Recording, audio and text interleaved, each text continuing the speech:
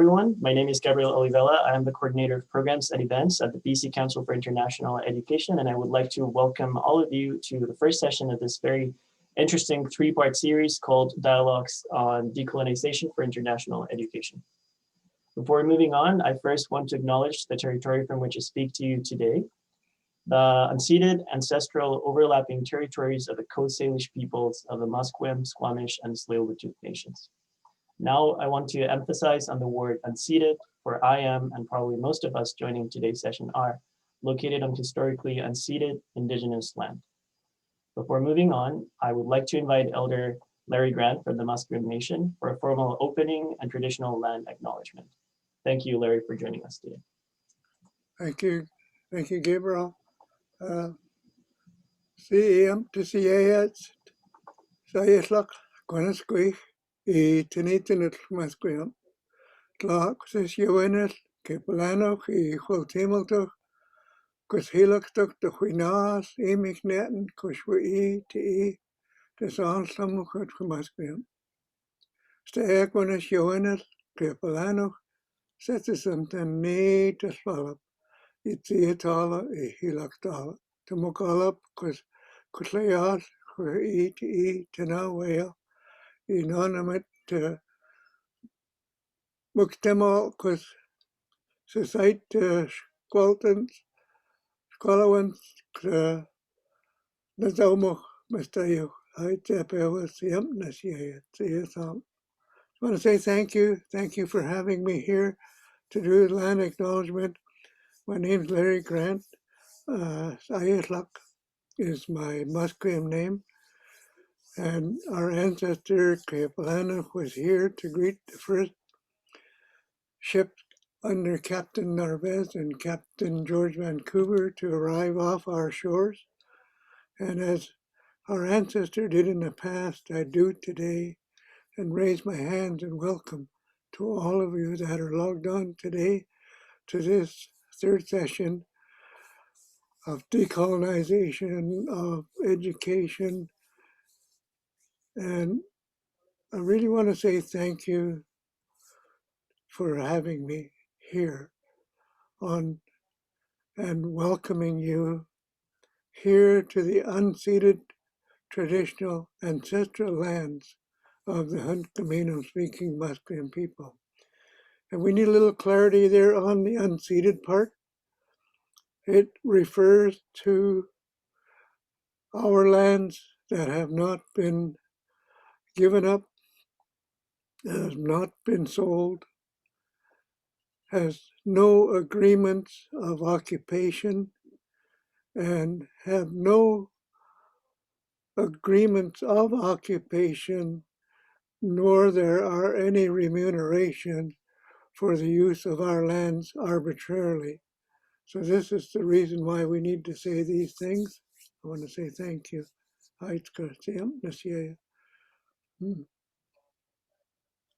we going through the talk now? Thanks, Elder Larry. I will go through a few housekeeping items, okay, and we will then dive into the presentations. All right.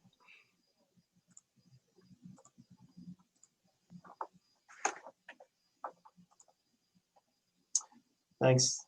Thank you, Elder Larry. Now, for those of you not familiar with the BC Council for International Education, or BCCIE, we are a provincial agency under the Ministry of Advanced Education and Skills Training, advancing the interests of international education throughout the entire education sector in British Columbia, including K through 12, higher education, and the language sector. Now, just a few housekeeping items before we continue. I'd like to remind everyone that microphones are muted now to help keep background noise at minimum, and will remain muted during the presentations until we transition to the Q&A session. If you would like to submit a question to our speakers during the broadcast, please type them in the chat function and we will get to those at the end of the presentations. If you require any technical assistance today, please pop your questions in the chat box and we will do our best to help you. On that note, I want to thank my colleague Luke, who will be helping us with technical support today.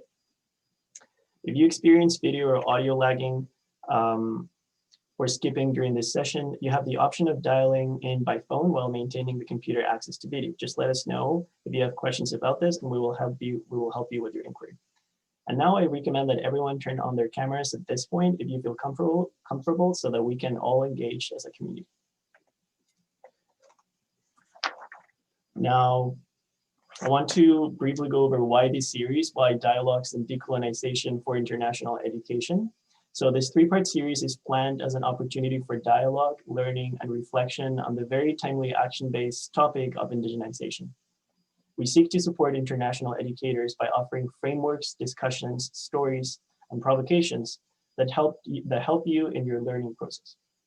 The three sessions are structured to follow a discussion format of past, present, and future, which means that we will dedicate today's session to reflect about the past.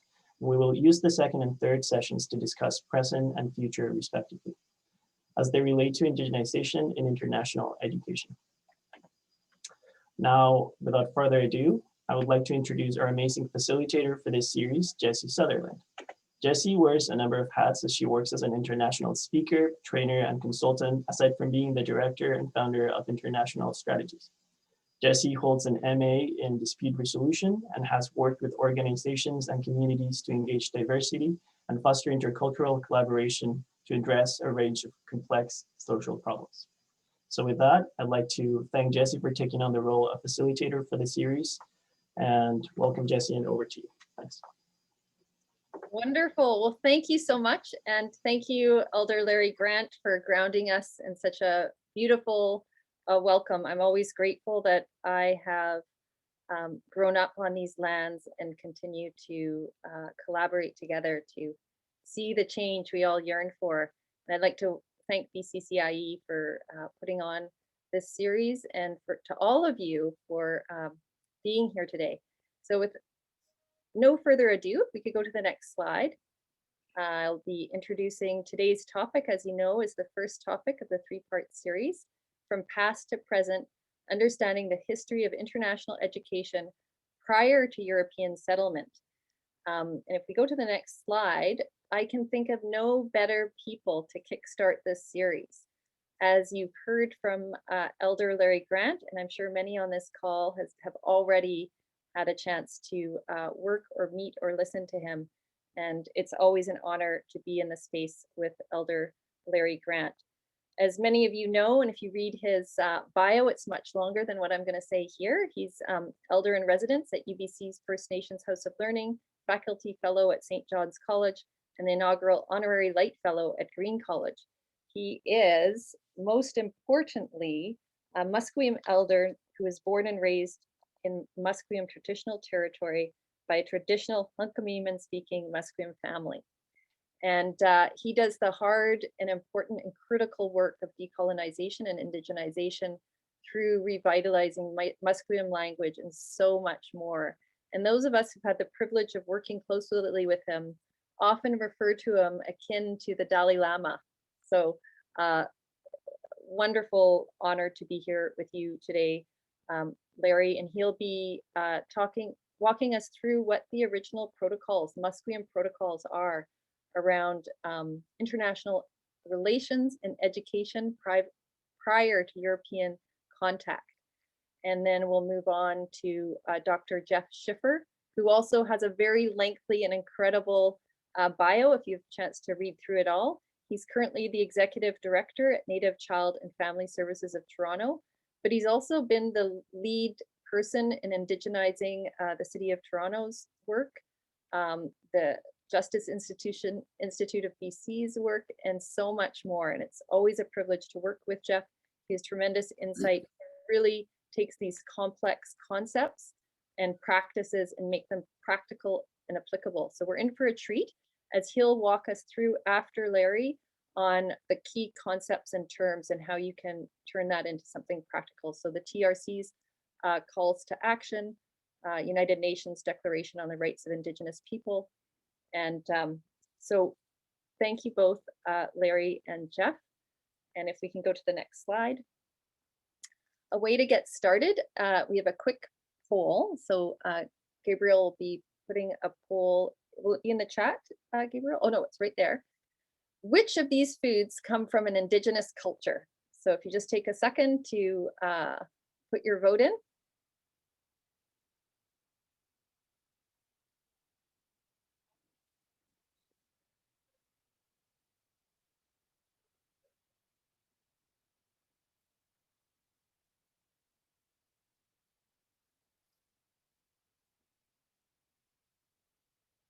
Awesome. So 79% says all of the above, 19 corn, 7 potatoes, 5 tomatoes, 7% chocolate, and the answer is all of the above.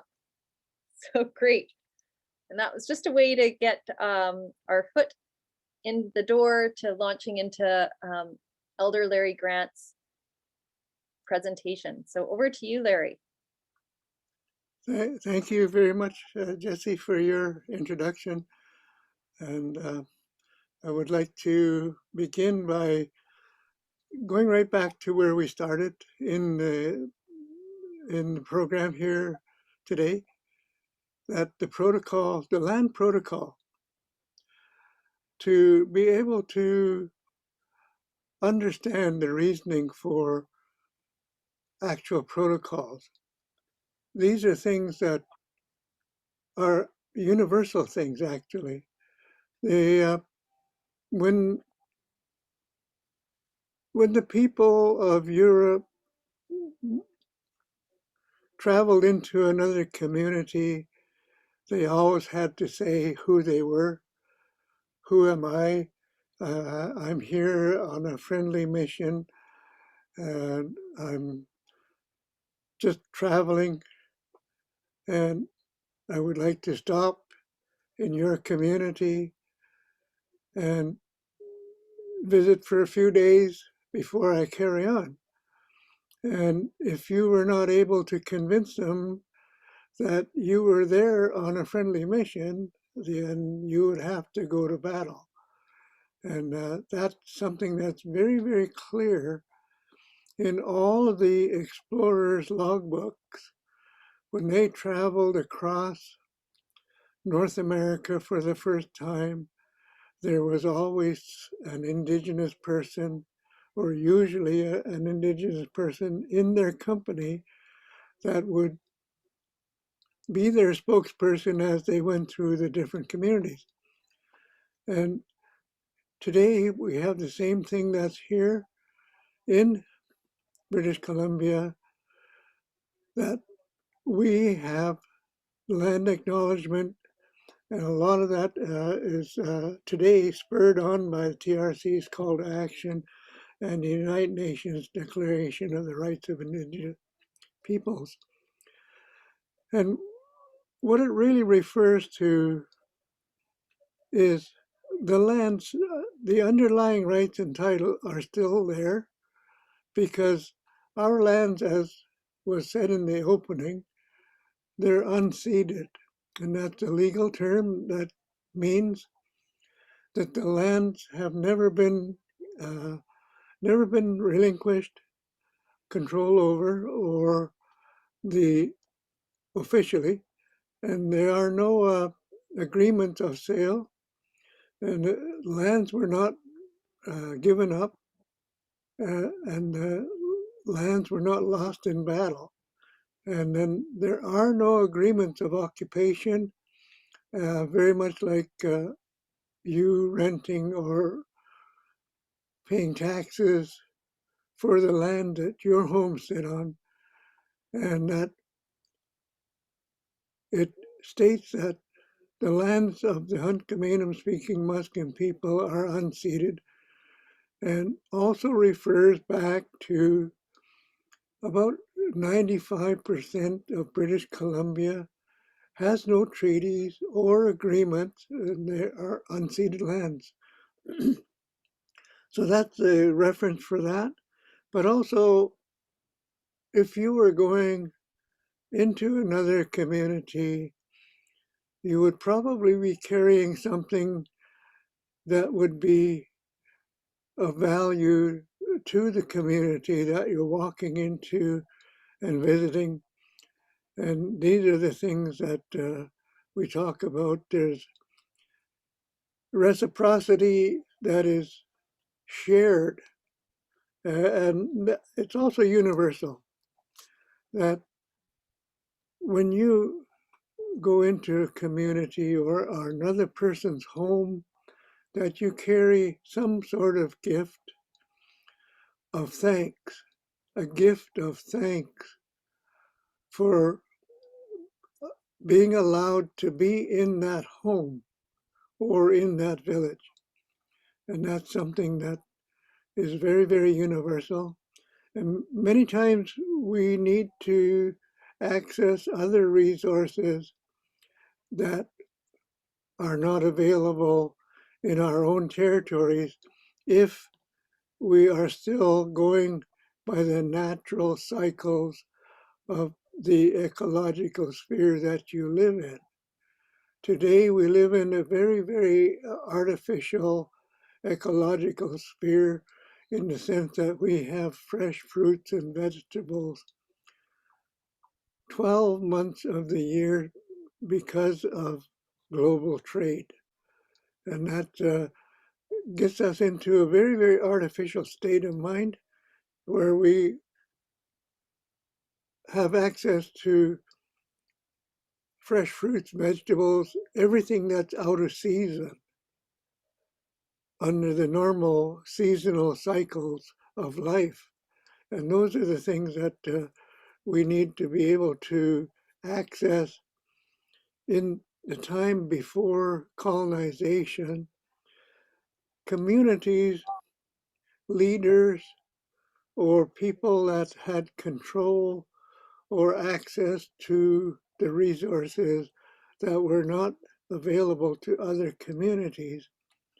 Many times they would negotiate agreements and a fair trade between each community, and many times it was sealed with intermarriages. And if you look at European village people, the leaders of those communities also intermarried. Wives were brought, husbands were brought in the leading families, and they joined together so that they could share in the resources of each community that was not available in their own ecological sphere. So those things were always there. But because colonization has grown so large and it's spread across the world, and people come from different communities, different societies, and change their nationalities. They can't change their ethnic origin, but they can change their nationality, and a European person can become a Canadian citizen or an American citizen or a Mexican citizen, and change their political identity that was not something that the indigenous peoples of the Central Coast Salish areas had done. And in my memory, there has never been a person that has intermarried and moved into their spouse's community saying that I am a person of Musqueam or I am a person of Seminas. They have always said, my spouse comes from here. I do not come from here. I do not have the cultural right to speak for my spouse's community and issues that concern my spouse's community. So I would always say, I am married in, my wife comes from here. I come from the neighboring community. My children will have roots in this community of my spouse's, but I do not. They will have the right to speak for the community that they were born into. And it takes something really, really different to be able to be asked to speak up for the community that you were not born into. And that's really, really significant in the sense that gradually, as your children grow up, you will be asked sometimes, but it's not very often that people will say, I can speak for my spouse's community. And at one time, the European people, as they talk about coming from great cities, great societal structure, they are originally all village people. They all fought battles with each other for interference between the different communities, but their origins are from the villages or family groupings, no different than it is over here in Canada and North America or South America. Many people view village people that are small town people, but our origins, all of our origins, begin in a small family and grouping getting larger and larger and larger until finally they decide to become one group. And that's usually an amalgamation to be able to speak up for larger access to resources and having a better relationship with other peoples.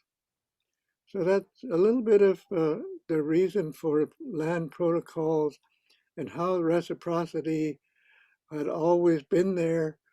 And it's something that has basically been forgotten because they have such a global impact on many of the historical events that lead up to nationhood.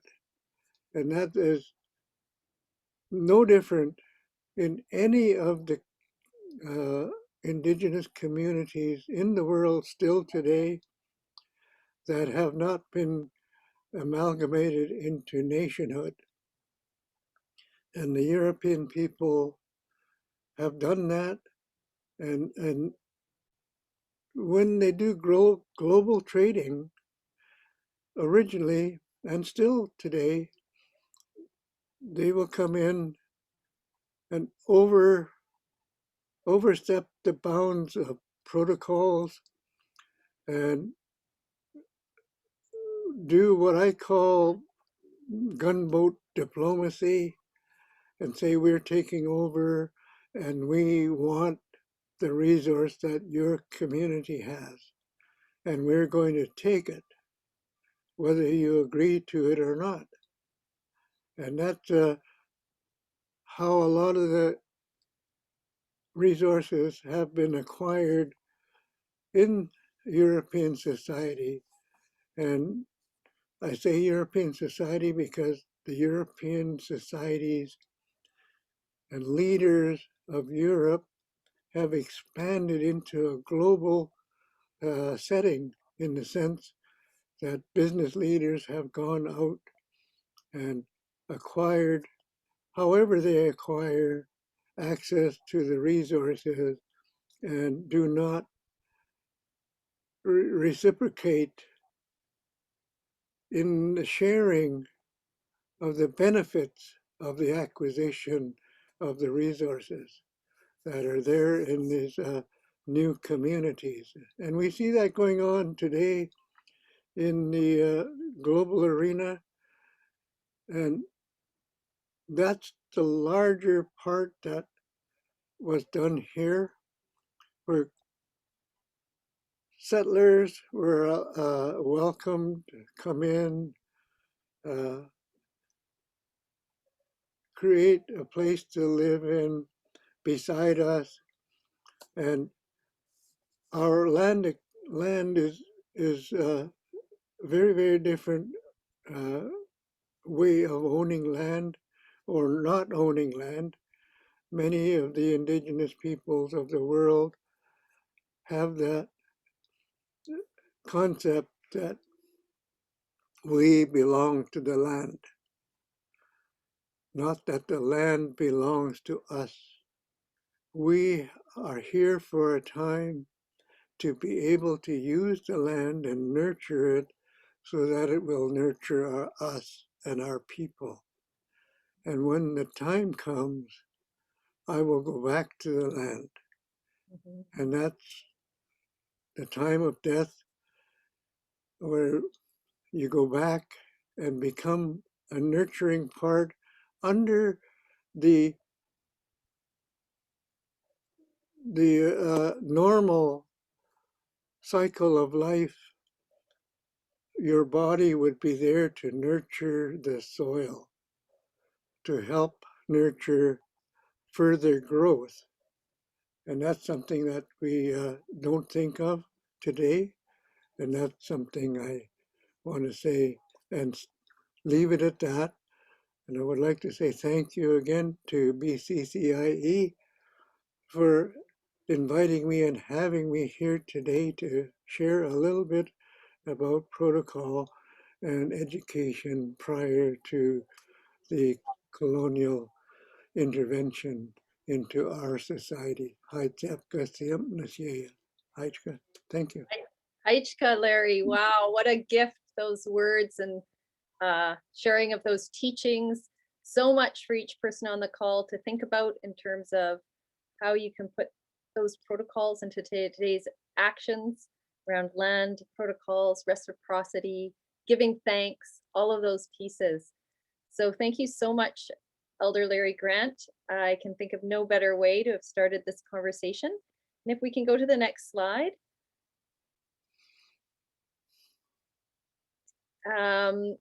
Before we introduce Dr.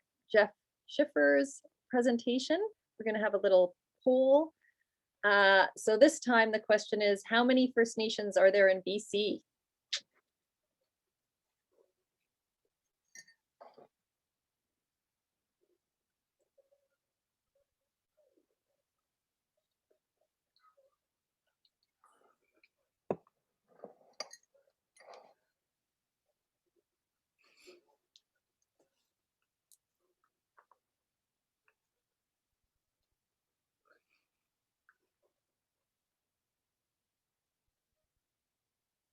And Larry, in case you don't see the chat, so many people are saying thank you in the chat. They were saying it at the beginning with the welcome and land acknowledgement too. And again, I can see. Thank you. So it looks like we have 3% think between 0 and 50, 24% 50 to 100, 24%, a quarter of the people about 100 to 150. Again, a quarter of the people about 150 to 200, and 28%. Most people think over 2,000. And the answer, I believe, is 188. Is that correct, Jeff? I think it's 198. 98. Yeah. Got it off by 10. Yeah. Perfect. Larry probably knows better than I do. I think it's right around there, eh? Yeah. Is that right, Larry? Yeah. Okay, perfect. It's fairly close. There's something like 203 communities, but there many of those communities are interconnected and they come in under one banner. So it's very, very challenging sometimes to pin it down to an exact number. Thank you. Awesome, thank you. So if we can have the next slide, I am delighted to introduce Dr. Jeff Schiffer's presentation that will take us into some of the key contexts for understanding international education, and such as the TRC's calls for action, United Nations Declaration of the Rights of Indigenous People, and much more. So welcome, Jeff, and thanks for joining us. Thank you. It's nice to see a picture of myself with a haircut. You know, we don't have that option in Toronto over here. I'm going to take a moment here. Do you want me to share my screen, Gabriel? I'm not sure if I can. So I can share the slide. Beautiful. If you can throw my slide up or my deck up, that would be phenomenal whenever you're ready. So I guess we're starting with this poll. Are you Oh. familiar with the TRC's call to action and how they are relevant to educators?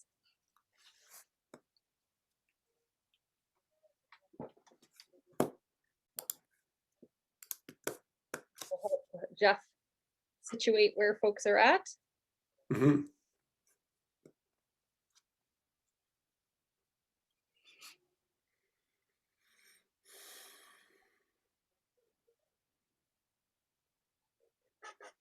Perfect. So Jeff, about 45% are, 21% aren't, and 34% not sure. So I think that gives you a good temperature read.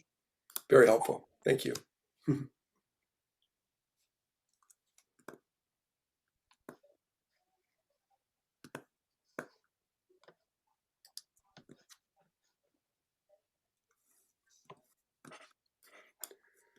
think Gabriel's just going to throw my slides up and then I'm good.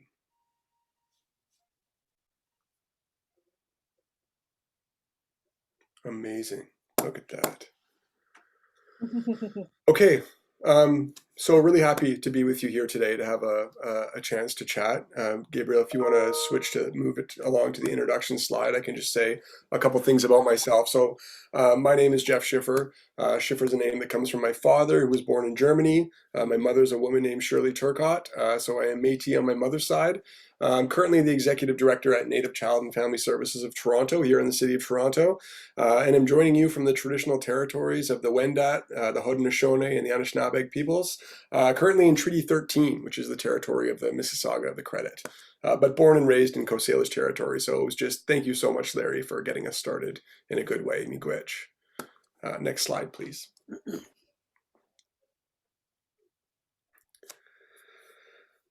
So, you know, Larry talked a lot about, you know, Musqueam folk and protocol on the Northwest Coast. And I just want to remind everyone about the, you know, the degree of Indigenous complexity that existed pre-contact and, you know, the erasure of Indigenous sophistication that has occurred through our education system. So if we're going to talk about the TRC and UNDRIP, it's important to understand things like at its height, you know, the Mayan Metropolitan Center was composed of about 60,000 structures that spanned, you know, the contemporary area of New York City, right? These were cities that were built by means of complex engineering and mathematics, all of that sustained through systems of education, right? The southwestern United States had the famous Pueblo villages, which were like, you know, indigenous condos, condominiums, right? Surrounded by aggregated fields supporting, you know, populations of tens of thousands of people, right? And very similar, you know, in sophistication to some of the Northwest Coast communities. You can go to the next slide, Gabriel. You know, and where I am right now, we had these two Indigenous confederacies, right? The Haudenosaunee Confederacy to the south of what we call Lake Ontario today, and the Wendat Confederacy to the north, right? Not only did we have international relations between Indigenous nations, but we had Indigenous nations aligned in confederacies, right? That were engaged in networks of trade that went all the way from modern day Mexico to Ontario, right? And so we really need to think about the complexity and sophistication that existed, right? And one of the things I always try to highlight is to you know, remind people that, you know, we saw a massive decimation of Indigenous populations across Turtle Island with contact and colonization, but those populations are rebounding now, you know, in North America on Turtle Island as they are everywhere across the world. And, you know, as educators, it's important for us to realize that, you know, Indigenous knowledge systems hold a lot of vital information for us in terms of solving the complex global challenges that we face today. So decolonizing international education is critical, right? Because when folks come to our educational institutions, we don't only want to empower them with the toolkit and knowledge of the mainstream worldview and knowledge systems, but we want to get the Indigenous ones in there, right? For really critical reasons, which I'm going to expand upon. Next slide.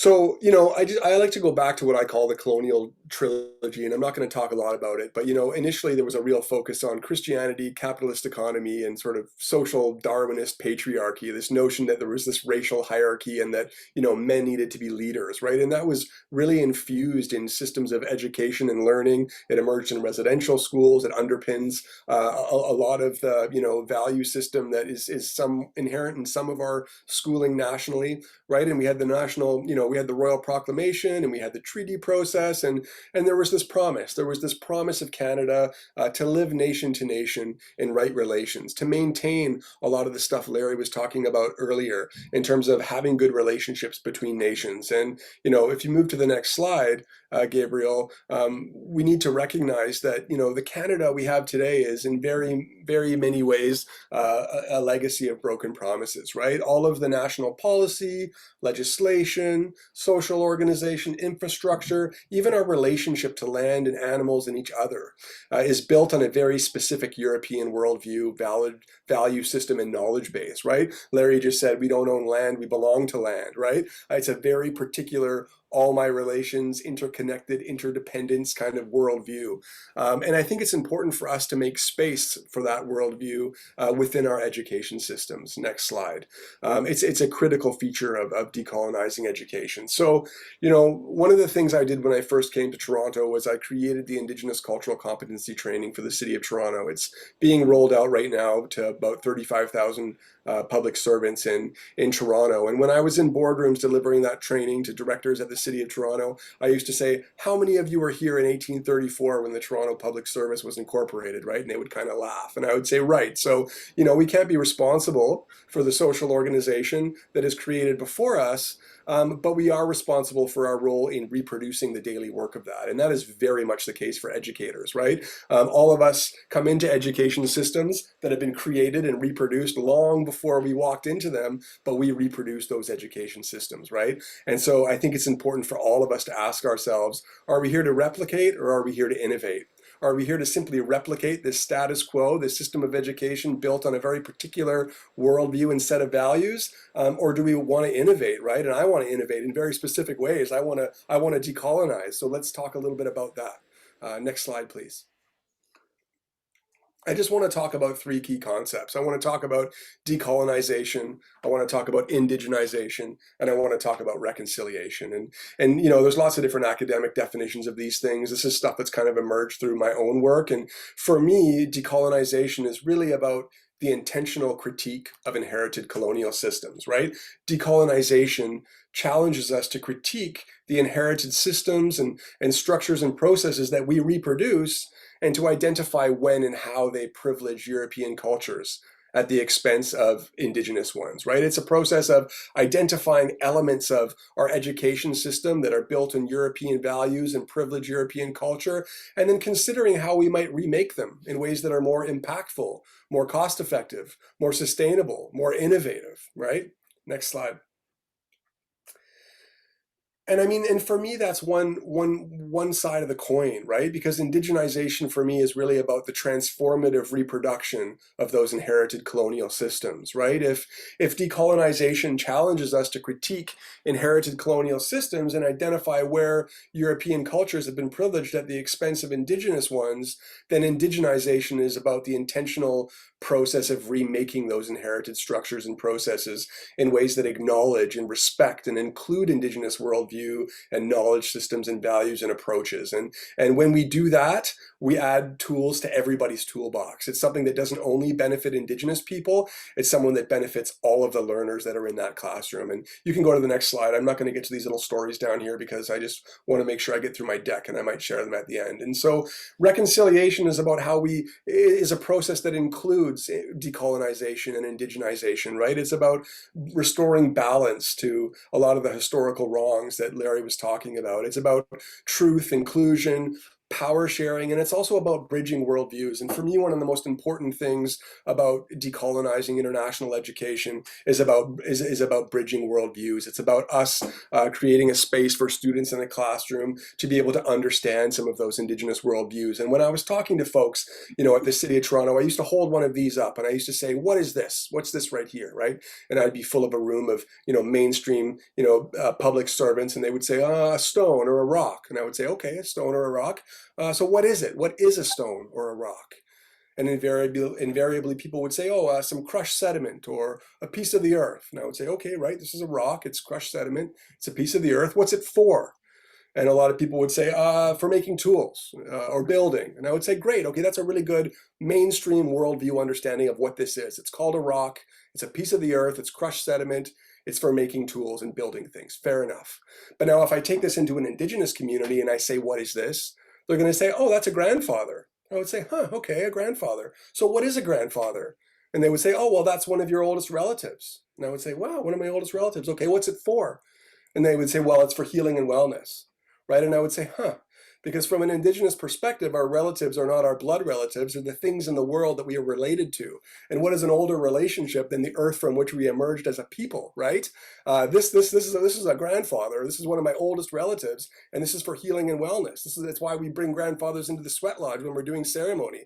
It's why at Native Child, as we're combating the impact of COVID-19 in one of Canada's largest hotspots, we're using grandfathers for trauma-informed land-based practice to get people through COVID-19, right? So we need to bridge worldviews, and that's one of the most important pieces of decolonizing education. Next slide, please. You're going to give me a 2-minute warning, right, Jesse, or a minute warning? I'm almost there. So, enriching education through indigenization, I just want to say a few things about TRC and UNDRIP, and I'm almost there. I mean, I think, the TRC challenges us to do exactly what I just said, to recognize that the history of education and schooling in Canada has privileged European worldviews in very particular ways at the expense of Indigenous ones. We are holding ourselves back. We are stifling our own innovation. We are stopping our capacity to solve the complex problems that we face as a nation, because we do not have enough tools in our toolbox to do it. How do we do that? We need Indigenous worldviews. When people come to the classroom, whether they're from Canada or from somewhere else, it's not enough for us to simply educate them within the context of, the Canadian, Euro-North American worldview. Now, that worldview has a lot to add to it and a lot to give, and it should be honored in its own particular way, but there's a lot more pieces to the human pie, so to speak, right? And we got to get those other worldviews in there.